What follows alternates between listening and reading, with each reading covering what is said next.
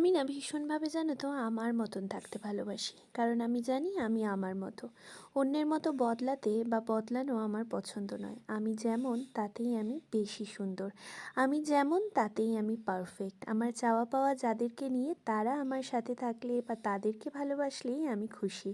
নমস্কার, আমি Chandrima. I hope ভিডিওটা ভালো লাগবে।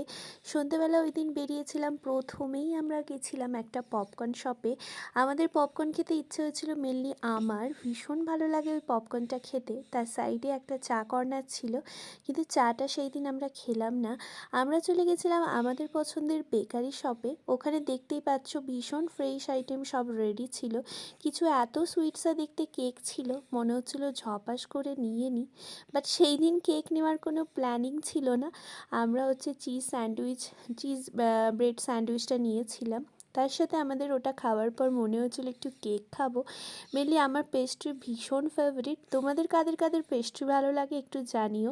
আমরা দুজন দুটো চিজ রোল কমপ্লিট করে দুটো কেক নিয়েছিলাম। একটা ছিল হোয়াইট ফরেস্ট, একটা ডার্ক চকলেট ছিল। চকলেটটা মেনলি আমার হাজব্যান্ড ভীষণ পছন্দ করে, তাই ও চকলেট কেকটা খেয়েছিল।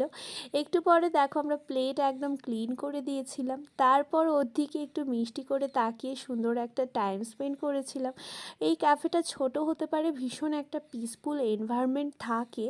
আমি হাজব্যান্ডকে বলেছিলাম চলো আজকে একটু মিল্ক কফি খাও, কারণ ও তো নর্মালি ব্ল্যাক কফি খায়।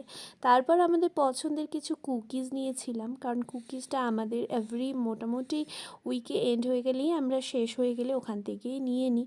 তারপর বাড়ি ফেরার পথে ওকে বললাম চলো একটা চিপস নিই। গল্প করতে করতে চিপস খেতে খেতে বাড়িতে ফিরলাম। আবার দেখা হবে নতুন ভিডিওর সাথে।